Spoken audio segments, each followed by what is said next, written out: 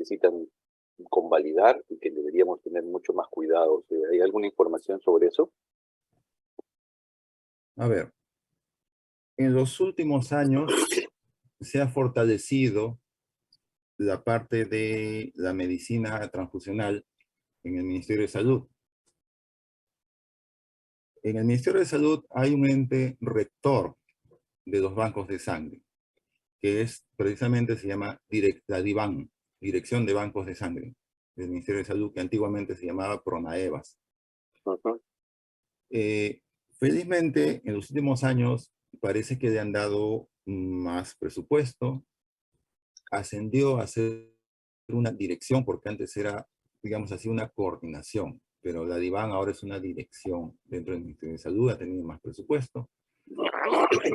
Han eh, hecho al menos más supervisiones a los bancos, porque durante un tiempo, o durante algunos años, no llegaban, no venían, pero son más frecuentes estas supervisiones y toda supervisión es pues una oportunidad, ¿no? Porque encuentran deficiencias, a nosotros nos han encontrado algunas deficiencias y nos permiten a veces, bueno, digamos por la rutina, a veces uno no percibe, ¿no? Estas deficiencias, pero cuando llegan a supervisar, las ven y dejan las observaciones que nosotros tenemos que levantar. Entonces, felizmente, se han hecho estas supervisiones a nivel nacional, que ha permitido mejorar en general todos los procesos. De todas maneras, nuestro país, pues, no es un país desarrollado y su sistema de salud tiene todavía, pues, muchas precariedades. Entonces, los bancos de sangre no escapan a esto. El problema es la falta de personal. No es fácil que un servicio contrate profesionales. Entonces, hay bancos que no tienen mucho personal para poder hacer todas las cosas apropiadamente, ¿no? Entonces, esa es una debilidad que hay en general en el Estado. Entonces, esta falta de personal y en muchos casos la dificultad para comprar equipos, porque en los bancos de sangre se requieren, pues, refrigeradoras y congeladoras modernas. En algunos casos hay equipos antiguos y viejos en los bancos. Entonces, creo que se ha avanzado. No se ha avanzado pues lo suficiente, pero al menos se ha ido mejorando. Y sí, lamentablemente, en provincias no están tan bien como en Lima. Los bancos de Lima están mejor equipados y sus procesos están un poco mejor, digamos, ¿no? Eh, Como conversamos alguna vez, si yo tuviera que transfundirme sangre, yo confío en el Revaliati, confío en el Neoplásicas, por ejemplo, ¿no? Yo me transfundiría.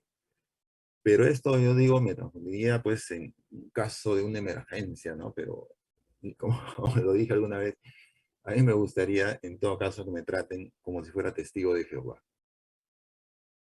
Y tú no eres testigo de Jehová. No soy testigo de Jehová.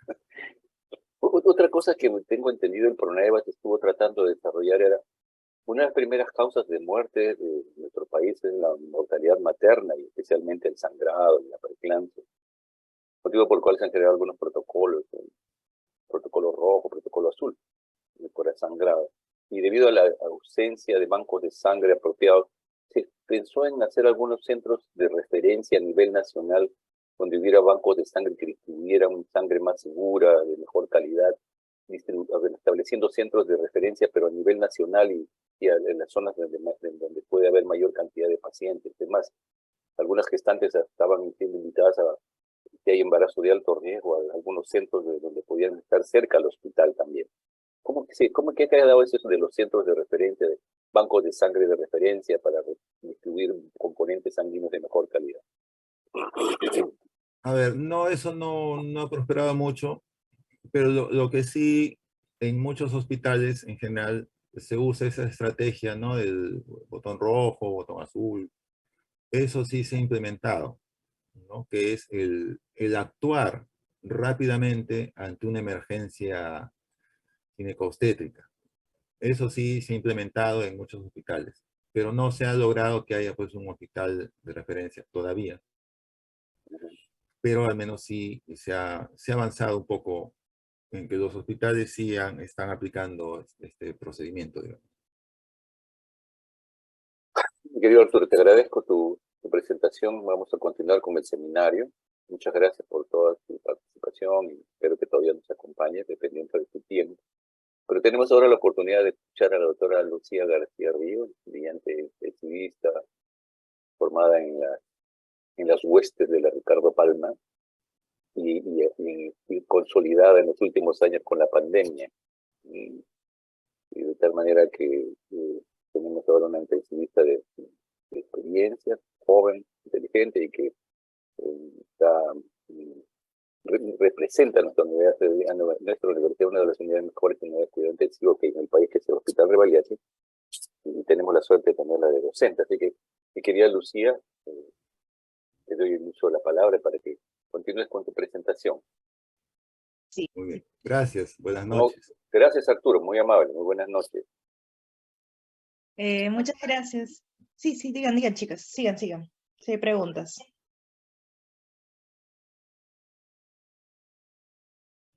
Arturo, creo que hay algunas preguntas. A ver.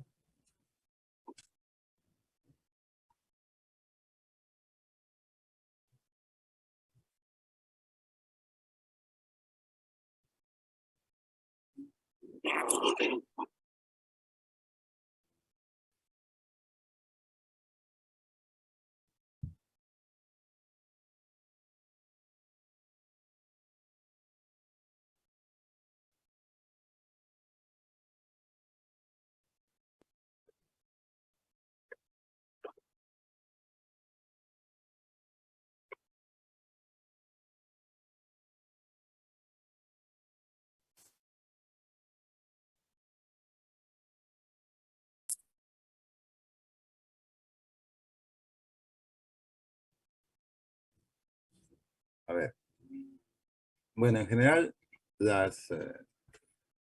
el equivalente es una plaqueta de aféresis equivale a 6 plaquetas de pool.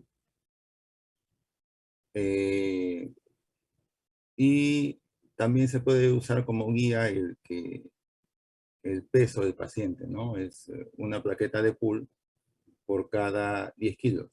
Entonces, como yo peso 80, me pueden poner 8 unidades de pool. En general, la equivalencia es de una de féresis con 6 de pool. En relación al umbral de transfusión, el umbral en pacientes, como dicen los estudios clínicos, el umbral es de 7 en pacientes críticos, normovolémicos, que no son cardiópatas. Pero luego ya vienen los otros factores, ¿no? Los factores de riesgo de hipoxia, la edad. Entonces, no hay un umbral tan definido. O sea, no puedo yo decir exactamente en este paciente el umbral es 9. Me voy a acercar, sí, a un umbral viendo todos los factores, ¿no? Si es un anciano, pues, hay ancianos de 95 años, cardiópatas, están con fiebre, bueno, ahí no voy a pensar en 7 ni en 8, ¿no? Quizá ya con 9 o con 10 de medicina lo tenga que transfundir. Es que la medicina, pues, es una ciencia y también es un arte, porque no todos los factores están estudiados, no para todos los factores hay evidencias, pero sí nos podemos acercar haciendo una unidad clínica viendo las comorbilidades, ¿no? Quizás la tendencia está en relación a que se trata de hacer cada día más una medicina más personalizada, ¿no? Quizás ese sea el punto ideal. Yo creo que probablemente con la presentación de Lucy se nos va a aclarar un poco mejor. Y muchas gracias por tu pregunta, Lucía Ulloa. Adelante.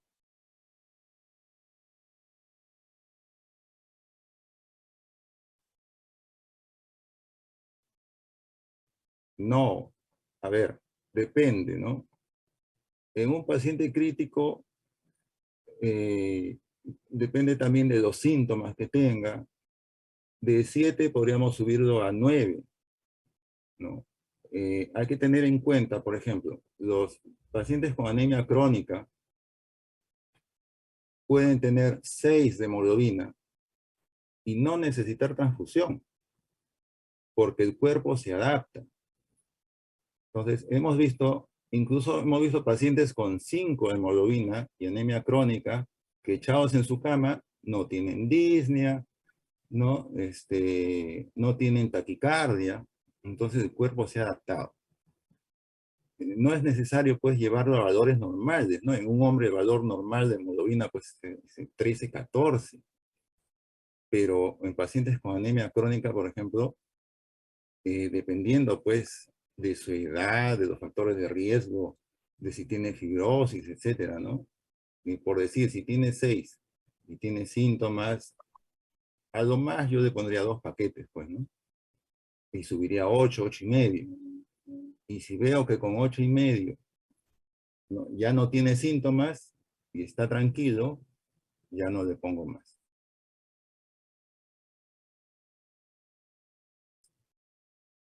Ay, Gracias, Arturo. Bueno, bueno, nuevamente, entonces, la doctora García, o sea, yo hablo más un poco de la parte teórica, pero la doctora García está pues donde las papas queman.